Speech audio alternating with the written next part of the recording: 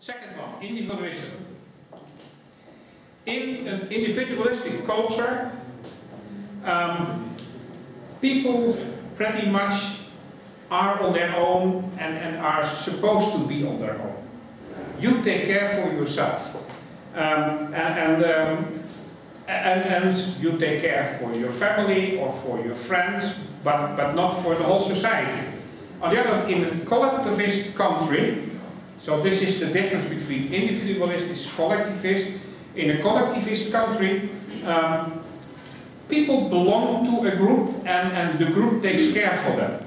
So this means that people could be in a community where they were born, pretty much, or where for some reason they are part of the culture from a child on. This means the culture takes care for them, the group takes care for them, and they are loyal to the group. Also, by the way, cultures change in time. So if you look at certain professions, we call them guilds. I'm not sure how you would call this in Italy. Like in the past, for instance, all carpenters were in a town were a member of the carpenter guild. Sorry? Corporazioni. Okay, I don't corporations. Okay, but so anyhow, in the past, if your father was a carpenter, you could become a carpenter by being the student of your father. And the carpenters in town were the people who were allowed to make furniture and to build doors and build houses, right? So, and nobody else could do this because this was part of the carpenter's job. And the carpenter could have students, apprentices, and at the end the apprentice became a master carpenter. And if you look at the history of this type of professions, you find out that in many cases people were family of each other. So if I would be the son of a carpenter, I would marry the daughter of another carpenter. And so we kept the trade and the expertise and the knowledge together. Right? And this was a guild, and if you were born in this community, the community took care for you. The carpenter community made sure you got a job. On the other hand, the carpenter community expected you to be loyal to the carpenter community, do nothing outside, make sure that all the carpenter jobs were part of the community. And now this seems to be completely lost in our society. So we call this individualism versus collectivism. So, an example. In the Netherlands nowadays, when your parents or grandparents get too old to take care for themselves, to keep their own household, we would find old people homes. We have many of them, and so as a child, if your parents can no longer take care for themselves, you would actually spend time and money to make sure they can go to this old people's home. And then you pay for the parents to be nicely treated, and it's taken care of.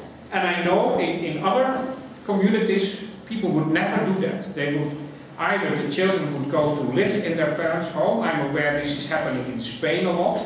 Especially the oldest daughter in Spain is by tradition supposed to be living with the parents when the parents can no longer take care for themselves. Or the parents would go and live with the children.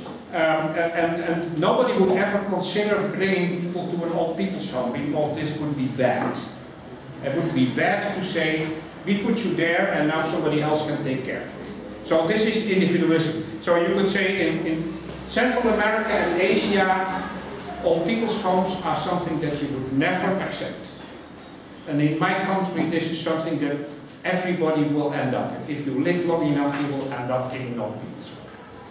And we accept and we think that's fine because somebody else will take care for me, and hopefully my children will sometimes visit me. So how is this in Italy? More or less the same. Yeah? Yeah.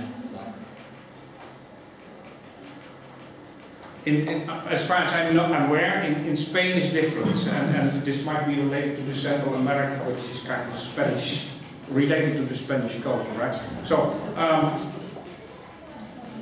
it's interesting, in a collectivist society, all members feel guilty if something goes wrong. So for instance, in Japan, but we all know hopefully from the newspapers or the television that they have very, very serious problems in their nuclear power plants. And the company who did this, everybody who is a member of the company should feel guilty. You know? And in individualistic society it's completely different. And in an individualistic society you can say no. In Japan, in fact, you cannot say no. Because if you say no, this means that your group says no. And this is, you shouldn't do that. You should say yes, even if you cannot conform to what you are saying here. So, but in individualist countries, you can say, this is my culture, but I am different from my culture. So I'm a member of this church, but I behave different from the other members of the church. But in the other types of cultures, this is definitely not done. So again, I'm not going to now ask you examples, but you see that it makes sense, because especially if you are providing services.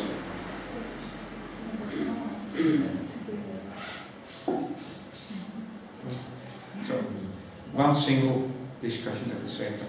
If you are providing services, it makes sense to know if you are providing this to people who behave individualistically or people who actually see themselves as part of a collective group. Right? If you provide services for a collective group, it means, for instance, that you provide services for all the elderly people in Alghero, which is completely different from providing services for you or for you specially, separately, different from the others. So services, especially providing services, means you should be aware of the people you are talking to. Are they considered to be part of a group, or are they individuals that want to be treated as individuals? And for instance, for tourists, it makes a big difference whether the tourists actually expect to be brought to the attraction in a big bus. In the Netherlands we make fun about the Japanese people in the bus. The collective group of Japanese who were brought to a certain location, and they all make the pictures of the same thing. And this is, I mean, it's fun, but this is what Dutch people think of Japanese persons, right? And on the other hand, Dutch tourists, they will never stick to the group. If you bring a group of Dutch tourists somewhere, they will move in all directions and they will get completely lost. They don't stick together. Each has a completely different interest. So, I know this is not true, but this is what Dutch people think about. You see, and in a way it's related to the difference between being a collective, feeling a member of the group, or being individuals saying, this is your hobby, I've got something different, I go to the other direction, right? So, okay. So you can see the importance of this dimension, right? And we have to take care of that when it's relevant in our service.